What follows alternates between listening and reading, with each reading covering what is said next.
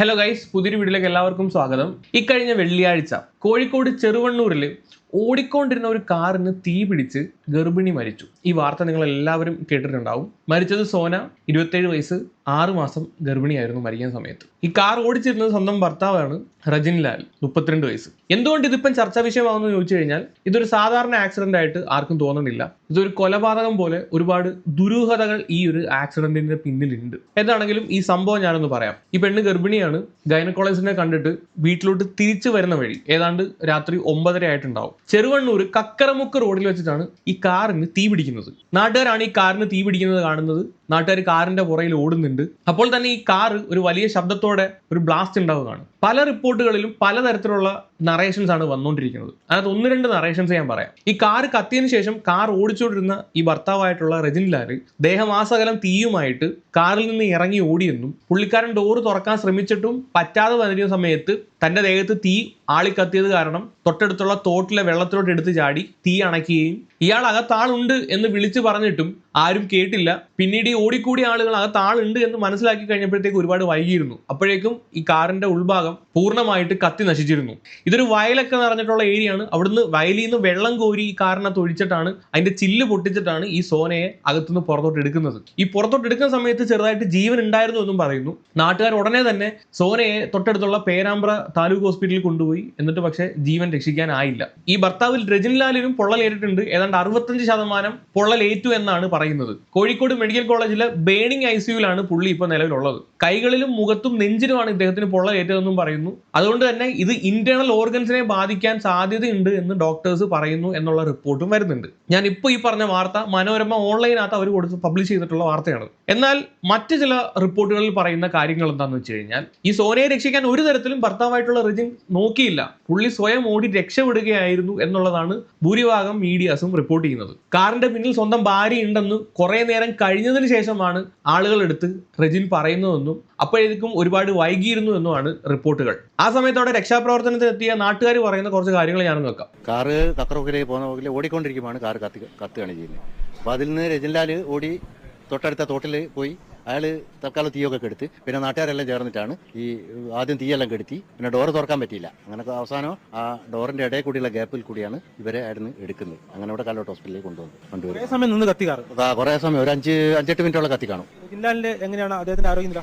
ജില്ലാല് അപ്പം അന്നേരം നമ്മൾ കണ്ടത് ഒരല്പം അവിടെ ഇവിടെയൊക്കെ പൊള്ളിയതായിട്ടാണ് കാണാൻ കഴിഞ്ഞു. പെട്ടെന്ന് ഈ തോട്ടിലേക്ക് പോയതുകൊണ്ട് തീയാണ് കൂടുതൽ പാളിയിട്ടില്ല. എന്നാലും ഷർട്ടൊക്കെ ശരീരത്തിൽ കത്തിയ ഷർട്ട് പൊട്ടിപ്പിടിച്ച് കിടക്കുന്നുണ്ട്. ആ സമയത്തുണ്ടായ നാട്ടുകാരനാണ്. പുള്ളി ഒരു കാര്യം പറയുന്നത് ശ്രദ്ധിച്ചോ? ഈ രജിൻ ലാൽ എന്ന് പറയുന്ന വ്യക്തിക്ക് വലിയ രീതിയിൽ പൊള്ളൽ ഉണ്ടായിട്ടില്ല എന്നാണ് പറയുന്നത്. അവിടെ ഇവിടെയൊക്കെ കുറച്ച് പൊള്ളൽ പറ്റിയിട്ടുണ്ടായിരുന്നു, ഷർട്ടൊക്കെ പുള്ളി പിടിച്ചിട്ടുണ്ടായിരുന്നു എന്നാണ്. പക്ഷെ നേരത്തെ വന്ന വാർത്തയ്ക്കകത്ത് ഏതാണ്ട് 60% രജിൻ ലാലിന് പൊള്ളലേറ്റു എന്നാണ് പറയുന്നത്. ആൻഡ് ഈ ഒരു 6-7 മിനിറ്റത്തെ കണക്ക് പറയുന്നുണ്ട് പുള്ളി. 6-7 മിനിറ്റ് മാത്രമാണ് ഇത് കത്തിപ്പിടിച്ചതെന്ന്. ഈ 6-7 മിനിറ്റ് കൊണ്ട് ഇത്രയും അങ്ങ് കത്തി പിടിക്കാൻ വേണ്ടിയിട്ട് അതിനകത്ത് എന്തായിരുന്നു ഈ കാറിനകത്ത്? അതാണ് ഏറ്റവും വലിയ ഇവിടുത്തെ ചോദ്യചിഹ്നം. ഒരു പൊട്ടിത്തെറി അവിടെ നടന്നു എന്നും പറയുന്നു. ഈ രക്ഷാപ്രവർത്തനത്തിൽ വന്ന ആളുകൾക്ക് അതിനകത്ത് സംശയങ്ങളോ കാര്യങ്ങളോ ഒന്നും ഉണ്ടായിരുന്നില്ല. പിന്നീടാണ് ഈ സംശയങ്ങൾ മൊത്തം പുറത്തോട്ട് വന്നത്. ഈ മരിച്ച സോനയുടെ കുടുംബം ഇപ്പൊ എന്താണെങ്കിലും റജിൻ ലാലിന്റെ അഗനിസ്റ്റ് ആയിട്ട് എവനാണ് ഈ കൊലപാതകത്തിന് പിന്നിൽ, ഇതിനകത്ത് ദുരൂഹതയുണ്ട് എന്ന് പറഞ്ഞിട്ടാണ് സോനയുടെ ഫാമിലി ഇവ മുന്നോട്ട് വന്നത്. അതിന്റെ മറ്റൊരു കാരണം ഇവരുടെ ദാമ്പത്യം അത്ര സുഖകരമായിരുന്നില്ല. കല്യാണവും അത്ര സ്മൂത്ത് ആയിട്ട് നടന്നൊരു കല്യാണമല്ല. സോനയുടെ കുടുംബാംഗങ്ങൾ പറയുന്ന കാര്യങ്ങൾ ഞാനൊന്ന് വെക്കാം. ഇവര് പ്രേമവിവാഹമായിരുന്നു. രണ്ടാമത് ഒരിക്കൽ പ്രേമിച്ച് ഒഴിവാക്കിയ ശേഷം രണ്ടാമത് പിന്നെ അവരെ കൂട്ടിച്ചേർത്ത് പിന്നെ ഒരു വിവാഹം കഴിച്ചതാണ്. കാറിന് യാതൊരു കേടും സംഭവിച്ചിട്ടില്ല. കാറിന്റെ ബാക്ക് ഭാഗമോ മുൻഭാഗമോ ഒന്നും ചെയ്തിട്ടില്ല. ആ സ്ഥിതിക്ക് കാറിൽ ഇതെങ്ങനെ സംഭവിച്ചെന്നുള്ളത് അവിടെയുള്ള നാട്ടുകാർ പറഞ്ഞ അപാര ശബ്ദത്തിലാണ് പൊട്ടിയിരിക്കുന്നത്. അങ്ങനെ പൊട്ടിയാണെങ്കിൽ പിന്നെ സംഭവിക്കുകയാണെങ്കിൽ വയർ ഷോട്ട് ആണെങ്കിൽ പിന്നെ അതിന് എന്തെങ്കിലും മുന്നിലെ എഞ്ചിന് എന്താ സംഭവിക്കണം? എഞ്ചിന് സംഭവിച്ചിട്ടില്ല, പിന്നെ പെട്രോൾ ടാങ്കിക്ക് സംഭവിച്ചിട്ടില്ല. ഈ വലിയ ശബ്ദം ഉണ്ടായ നാട്ടുകാർ പറയുന്നത്. അതുകൊണ്ടാണ് ഞങ്ങൾക്ക് സംശയം, എന്താണ് ഇത് സംഭവിച്ചതെന്ന് എന്നുള്ള സംശയമാണ് ഞങ്ങൾക്കുള്ളത്. അന്വേഷണം തരണം. ഇത് 100% ഉറപ്പാണ്. ഇതൊരു കൊലപാതകം തന്നെയാണ്. ഇത് ഈ ചെക്കൻ എന്ന് പറഞ്ഞത് എൻ്റെ ഒരു റിയാലിറ്റി. എൻ്റെ ഒരു കുടുംബത്തിൽപ്പെട്ടതാണ് ചെക്കൻ. ഈ ശിവില എന്നാണ് എൻ്റെ ഭാര്യ, എൻ്റെ അച്ഛൻ്റെ പെങ്ങളെ മോനാണ് ഈ സോനെ കെട്ടിയ ആള്. അപ്പൊ എനിക്കും വലിയ ഒരു സംശയമുണ്ട്, എല്ലാം ഉണ്ട്, ഉറപ്പുണ്ട്. പല കുടുംബത്തിലെ കാര്യത്തിൽ എനിക്ക് ഉറപ്പുണ്ട്. 100% എനിക്ക് ഉറപ്പാണ് ഇത് കൊലപാതകം തന്നെയാണ്. 100% ഇതിൽ എന്തോ ഒരു പിന്നെ സംഭവം നടന്നിട്ടുണ്ടെന്ന് ഉറപ്പാണ്. അത് ഞങ്ങൾ പറയാൻ കാരണം അതുകൊണ്ടാണ് നല്ലൊരു അന്വേഷണം ഇതിൽ വെക്കണം എന്നാണ്. കാരണം ഇതിന്റെ പുറകിൽ ആരൊക്കെയോ കളിക്കുന്നുണ്ട്, നല്ല കളി കളിക്കുന്നുണ്ട്. ഇപ്പോൾ ഫോൺ ഉപയോഗിക്കില്ല, പിന്നെ കുടുംബക്കാരെ വിളിക്കാൻ സമ്മതിക്കില്ല, പിന്നെ ഇങ്ങോട്ട് വരാൻ സമ്മതിക്കില്ല. ഒരാളെ ഞങ്ങളെ ബന്ധുക്കാരെയും വിളിക്കാൻ സമ്മതിക്കില്ല. അപ്പോൾ കുടുംബക്കാർ പറയുന്നത് ഇതാണ്, ഇവരുടെ ദാമ്പത്യം അത്ര സുഖകരമായിരുന്നില്ല, വീട്ടുകാരെ ഒന്നും കോൺടാക്ട് ചെയ്യാൻ ഈ പറയുന്ന ഭർത്താവ് സമ്മതിക്കില്ല എന്നുള്ള രീതിയിലാണ് ഇവർ പറയുന്നത്. അവർക്ക് ഈ കാര്യത്തിൽ നല്ല ദുരൂഹതയുണ്ട്. ദുരൂഹത ഉണ്ടാവാനുള്ള മറ്റു കുറച്ച് റീസൺസ് ഉണ്ട്. ഇതിനകത്ത് ഫോറൻസിക് പരിശോധന നടത്തിയ സമയത്ത് കണ്ടെത്തിയ കുറച്ച് കാര്യങ്ങളുണ്ട്. ഈ വണ്ടിക്ക് തീ പിടിക്കാനുള്ള കാരണം ഷോർട്ട് സർക്യൂട്ട് അല്ല, വയറിങ്ങിനകത്ത് ഒരു തരത്തിലുള്ള പ്രശ്നങ്ങളും പറ്റിയിട്ടില്ല, ഫ്യൂൾ ടാങ്കിന് ലീക്കേജ് ഇല്ല, എഞ്ചിൻ സൈഡിൽ നിന്നല്ല തീ പിടിച്ചിട്ടുള്ളത്, വണ്ടിയുടെ മുൻഭാഗത്തുള്ള ഒരു കമ്പോണന്റിൽ നിന്നും അല്ല ഈ തീ പടർന്നിട്ടുള്ളത്. ഇതിൽ തീ പിടിച്ചതായി കണ്ടെത്തുന്നത് ഈ വണ്ടിയുടെ ബാക്ക് സൈഡിൽ നിന്നാണ്. ഈ ബാക്ക് സൈഡിൽ നിന്ന് എങ്ങനെ തീ പിടിച്ചു എന്നുള്ളതാണ് കണ്ടെത്തേണ്ടത്. ഈ ബാക്കിലെ സീറ്റിലാണ് സോനി ഇരുന്നതും, ഫ്രണ്ടിലത്തെ സീറ്റ് ഒഴിവായി കിടക്കുകയാണ്. സാധാരണ ഒരു കാറിനകത്ത്, പ്രത്യേകിച്ച് ഈ സ്വിഫ്റ്റ് പോലുള്ള കാറിനകത്ത്, അതും ഒരു ഗർഭിണിക്ക് ഏറ്റവും കംഫർട്ടബിൾ ആയിട്ട് ഇരിക്കാൻ പറ്റുന്നത് ഫ്രണ്ട് സൈഡിലെ സീറ്റാണ്. ബാക്ക് സൈഡിൽ അത്ര കംഫർട്ടബിൾ ആയിട്ട് ഇരിക്കാനും പറ്റില്ല. ഫ്രണ്ടിൽ അത്യാവശ്യം സീറ്റ് ചരിച്ചൊക്കെ വെച്ചിട്ട് എന്തെങ്കിലും തലകറക്കം പോലെ വന്നാൽ പോലും അവിടെ നല്ല രീതിയിൽ ഇരിക്കാൻ പറ്റും. വേണമെങ്കിൽ നമുക്ക് പറയാം സീറ്റ് ബെൽറ്റ് ഇടാതിരിക്കാൻ വേണ്ടിയിട്ടാണ് ബാക്ക് സൈഡിൽ പോയി ഇരുന്നതെന്ന്. പക്ഷെ ബാക്ക് ഇരുന്ന സമയത്ത് സീറ്റ് ബെൽറ്റ് ഇട്ടിട്ടുണ്ടായിരുന്നു. അപ്പോൾ പിന്നെ എന്തിന് ബാക്ക് സൈഡിൽ ഇരുന്നു? ബാക്ക് സൈഡിൽ നിന്ന് എന്ത് കാരണത്താലാണ് ഈ തീ പടർന്ന് പൊട്ടിത്തെറിച്ചത്? ഇതൊക്കെ കുറെ ചോദ്യചിഹ്നങ്ങളായിട്ട് നിൽക്കുകയാണ്. എന്താണെങ്കിലും വണ്ടിക്കകത്ത് സാമ്പിൾസ് എടുത്തിട്ട് വിദഗ്ധമായിട്ടുള്ള പരിശോധനയ്ക്ക് അയച്ചിട്ടുണ്ട്. ഇതിനകത്ത് ദുരൂഹതയുണ്ട് എന്നുള്ള രീതിയിൽ തന്നെയാണ് പോലീസ് നിൽക്കുന്നത്. ഇനി ഈ ഒരു ആക്സിഡന്റ് കൊലപാതകം എന്നുള്ള ഒരു രീതിയിലോട്ട് പോകാനുള്ള സംശയങ്ങൾ എന്തൊക്കെയാണെന്ന് നമുക്ക് നോക്കാം. ഒന്ന്, നേരത്തെ പറഞ്ഞ് ഈ ബാക്ക് സീറ്റിൽ ഇരുന്നത്, മുന്നിലിരിക്കാൻ സ്ഥലമുണ്ടായിട്ടും ബാക്ക് സീറ്റിൽ എന്തുകൊണ്ടിരുന്നു എന്നുള്ളത്. ഇത്രയും തീ പിടിച്ചിട്ടും ബാക്കിൽ നിന്ന് ഒരു ഒച്ചയോ ബഹളവോ അല്ലെങ്കിൽ ഒന്നും തന്നെ ഉണ്ടായില്ല. അതുകൊണ്ടാണ് ഈ ആളുകൾ വന്ന് ഓടിക്കൂടിയ ആളുകൾ കാണാതെ പോയത്. പുറകിലിരുന്ന ആൾ നിശബ്ദയായിരുന്നു. അതുകൊണ്ട് തന്നെ എന്തെങ്കിലും തരത്തിലുള്ള സെഡേറ്റീവോ ഏതെങ്കിലും മെഡിസിനോ മയക്കാനുള്ള എന്തെങ്കിലും കൊടുത്തിട്ടുണ്ടായിരുന്നോ എന്നുള്ള ഒരു സംശയവും ഇപ്പോൾ വരുന്നുണ്ട്. ഈ സോനയുടെ ഭർത്താവ് റജിൻ ലാൽ, ഇദ്ദേഹം മദ്യപിച്ചിട്ടുണ്ടായിരുന്നു എന്നും കുടുംബക്കാർ പറയുന്നു. സോ അത് മെഡിക്കൽ പരിശോധന നടത്തി കണ്ടുപിടിക്കേണ്ട കാര്യമാണ്. അതുപോലെ തന്നെ മറ്റൊരു സംശയം, നേരത്തെ പറഞ്ഞതുപോലെ ഒരു കാറിൽ തീ പിടിക്കുന്നത് സ്വാഭാവികമായിട്ടും മുൻവശത്തു നിന്നാണ്. ഇത് ബാക്കിൽ നിന്നാണ് തീ പിടിച്ചേക്കുന്നത്. അതൊരു ഉഗ്ര ശബ്ദത്തോടു കൂടി പൊട്ടിത്തെറിക്കുകയും ചെയ്തിട്ടുണ്ടായിരുന്നു. അതുകൊണ്ട് തന്നെ ഈ കാറിന്റെ പിൻവശത്ത് ഡിക്കിയിൽ ഏതെങ്കിലും തരത്തിലുള്ള എക്സ്പ്ലോസീവ് ഐറ്റം സൂക്ഷിച്ചിട്ടുണ്ടായിരുന്നു എന്നുള്ള കാര്യത്തിൽ സംശയമാണ്. അല്ലെങ്കിൽ ഇത് ഇങ്ങനെ ഇത്രയും ഒച്ചത്തിൽ ബാക്ക് സൈഡിൽ നിന്ന് പൊട്ടിത്തെറിക്കില്ലല്ലോ. അടുത്തൊരു സംശയം എന്താണെന്ന് വെച്ച് കഴിഞ്ഞാൽ ഈ വാഹനം ലോക്കായിരുന്നു, സെൻട്രൽ ലോക്കഡ് ആയിരുന്നു. മേ ബി അതുകൊണ്ടായിരിക്കണം ഈ രക്ഷാപ്രവർത്തനത്തിന് വന്ന ആളുകൾക്കും ഈ ഡോറ് തുറക്കാൻ പറ്റാതിരുന്നത്. അപ്പം അറിഞ്ഞുകൊണ്ടാണോ ഈ സെൻട്രൽ ലോക്ക് ഇട്ടിട്ട് മറ്റേ പുള്ളി മാത്രം ഓടി രക്ഷപ്പെട്ടത് എന്നുള്ള ഒരു ചോദ്യം ഇവിടെ കിടപ്പുണ്ട്. മേ ബി ചിലപ്പോൾ മറ്റൊരു സാധ്യത കൂടിയുണ്ട്, ഇത് കത്തുന്ന സമയത്ത് ഓട്ടോമാറ്റിക്കലി ഇത് കത്തി ജാമായി ലോക്കായി ഇരുന്നതും ആവാം. പിന്നീട് മറ്റൊരു കാര്യം എന്താണെന്ന് വെച്ച് കഴിഞ്ഞാൽ ഇവരുടെ പേഴ്സണൽ ലൈഫിനെ പറ്റിയുള്ള സംശയങ്ങളാണ്. ഈ ഭർത്താവും ഭാര്യയും തമ്മിലുള്ള പേഴ്സണൽ ലൈഫ്, ഇവരുടെ കുടുംബജീവിതം അത്ര സുഖകരമല്ലായിരുന്നു. അതിനെപ്പറ്റി പറയുന്ന ന്യൂസ് ആണെന്ന് വെക്കാം. പക്ഷേ ഇത് ഒരു ആസൂത്രിത കൊലപാതകം തന്നെയാകുമെന്നാണ് പറയുന്നത്. അതിന് പ്രധാന കാരണമായി പറയുന്നത് ഈ സോനയുടെയും റിജിൻസിന്റെയും കല്യാണം ഒരു രജിസ്റ്റർ മാരേജ് ആയിരുന്നു.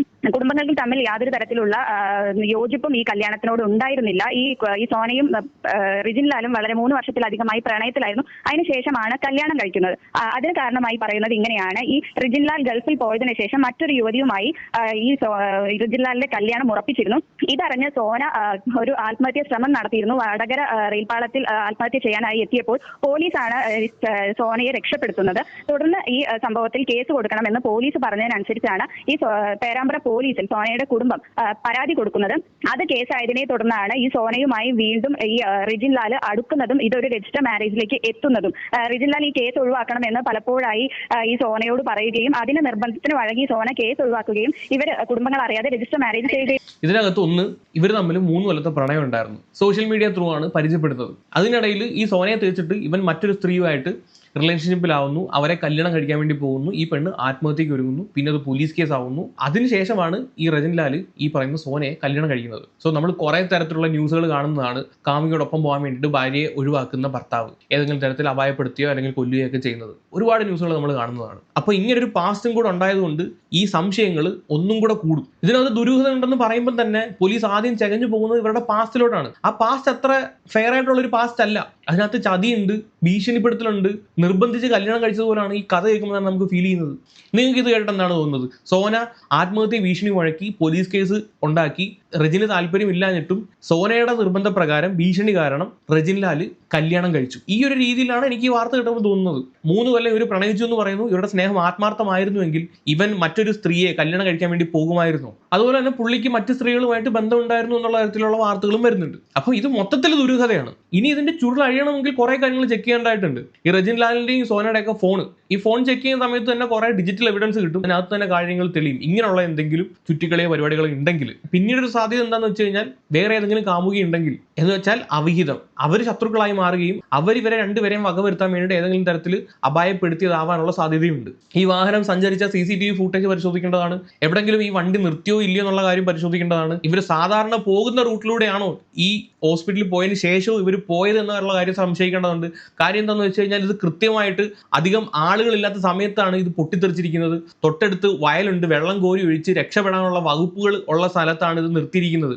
നമ്മൾ കുറുപ്പ് സിനിമയ്ക്കകത്ത് കണ്ടതുപോലെ ഒരു വയൽ എന്ന് വെച്ചാൽ തൊട്ടടുത്ത ആളുകളൊന്നുമില്ല, അവിടെ ഒരു പൊട്ടിത്തെറി നടന്നാൽ പോലും മറ്റാളുകളെ അത് അഫക്റ്റ് ചെയ്യുന്നില്ല. അങ്ങനെ ഒരു സ്ഥലത്ത് വെച്ചിട്ടാണ് ഇത് പൊട്ടിത്തെറിച്ചിരിക്കുന്നത്. മേ ബി ആ ഒരു റോഡ് ഇവർ സാധാരണ വരുന്ന ഒരു റോഡ് അല്ലെങ്കിൽ അവിടെ എന്തൊക്കെയോ ദുരൂഹതകൾ ഉണ്ട് എന്ന് നമുക്ക് ഉറപ്പിക്കാം. പിന്നീടുള്ള സംശയം, ഇവർ ഏത് ഹോസ്പിറ്റലിലാണ് പോയത്, എന്തുകൊണ്ടാണ് ഈ പെണ്ണ് ബഹളം വെക്കാതിരുന്നത്, എന്തെങ്കിലും സെഡേറ്റീവ് കൊടുത്തിരുന്നോ, ഏതൊക്കെ മരുന്നാണ് കഴിച്ചുകൊണ്ടിരുന്നത്, ഇതൊക്കെ ചെക്ക് ചെയ്യേണ്ടതാണ്. എൻ്റെ ഒരു വിശ്വാസം എന്താണെന്ന് വെച്ച് കഴിഞ്ഞാൽ ഇതിനകത്ത് എന്തെങ്കിലും തരത്തിലുള്ള ദുരൂഹതകൾ ഉണ്ടെങ്കിൽ ഉടനെ തന്നെ നമ്മുടെ പോലീസ് എഫിഷ്യന്റ് ആണ്, ഉടനെ തന്നെ എന്താണെങ്കിലും പൊക്കും. ഈ കാര്യങ്ങളൊക്കെ ഇപ്പോൾ ഓൾറെഡി പോലീസ് എടുത്തിട്ടുണ്ടാവും. 1-2 ദിവസത്തിനുള്ളിൽ തന്നെ ഇതിനകത്ത് എന്തായാലും ഒരു തീരുമാനത്തിൽ എത്തുമെന്നാണ് എനിക്ക് തോന്നുന്നത്. ഇനി എൻ്റെ മറ്റൊരു സംശയം ഞാൻ പറയാം, ഇവൻ ഇനി വേറെ ഏതെങ്കിലും തരത്തിലുള്ള സൈഡ് ബിസിനസ് ഉണ്ടോ ഇല്ലയോ എന്നുള്ള കാര്യം നോക്കേണ്ടതാണ്. കാര്യം എന്തെങ്കിലും എക്സ്പ്ലോസീവിന്റെ പരിപാടികളോ അങ്ങനെ എന്തെങ്കിലും, ഇവൻ ഈ കാറിന്റെ ബാക്കിലായിരിക്കണം എക്സ്പ്ലോസീവ് സൂക്ഷിച്ചിട്ടുണ്ടായിരുന്നത്. അത് ചിലപ്പം ഈ പെണ്ണിനെ അപായപ്പെടുത്താൻ വേണ്ടി ആയിരിക്കില്ല. ഒരു ഗർഭിണിയായിട്ടുള്ള സ്ത്രീയുമായിട്ട് പോകുന്ന സമയത്ത് പോലീസുകാർ കൈ നിർത്തിയാലും ആരെങ്കിലും വിടും, വണ്ടി ചെക്ക് ചെയ്യാനും പോകുന്നില്ല. അതുകൊണ്ട് തന്നെ അങ്ങനെ എന്തെങ്കിലും ഈ കാറിന്റെ ബാക്കിൽ ട്രാൻസ്പോർട്ട് ചെയ്യാൻ വേണ്ടിയിട്ട് സൂക്ഷിച്ചിട്ടുണ്ടായിരുന്നു എന്നുള്ള കാര്യം നോക്കേണ്ടതാണ്. ഇത് പൊട്ടിത്തെറിച്ച സമയത്ത് ഇവന് മനസ്സിലായി ഈ ഒരു സാധനമാണ് പൊട്ടിത്തെറിച്ചത്, ഞാൻ ഈ സമയത്ത് ഭാര്യയെ രക്ഷിക്കാൻ വേണ്ടി പോയി കഴിഞ്ഞാൽ അത് പൊട്ടിത്തെറിച്ച് ഞാനും ചാവും. മേ ബി അത് ഉറപ്പുള്ളത് കൊണ്ടാവണം ഇവൻ ആ മൊമെന്റിൽ തന്നെ ഇറങ്ങി ഓടിയത്, അല്ലെങ്കിൽ ഇത്ര പെട്ടെന്ന് കാർ ഇങ്ങനെ പൊട്ടിത്തെറിക്കാനുള്ള സാധ്യതയില്ല. അപ്പം ആ ഒരു രീതിയിലും കൂടെ ഈ ഒരു സാധനം പരിശോധിക്കേണ്ടതാണ്. അപ്പൊ എന്താണെങ്കിലും ഇത്രയും ദുരൂഹതകളാണ് ഈ മരണവുമായിട്ട് ബന്ധപ്പെട്ട് നിൽക്കുന്നത്. സോ എന്താണ് ഗൈസ് നിങ്ങളുടെ ഒപ്പീനിയൻ? കൂടുതലൊന്നും എനിക്ക് ഇതിനെപ്പറ്റി പറയാനില്ല. എന്താണെങ്കിലും വരും ദിവസങ്ങളിൽ ഇതിന്റെ ചുരുൾ അഴിയുമെന്ന് വിശ്വസിക്കുന്നു. വേറെ വീഡിയോ. അപ്പോൾ ശരി, ബൈ.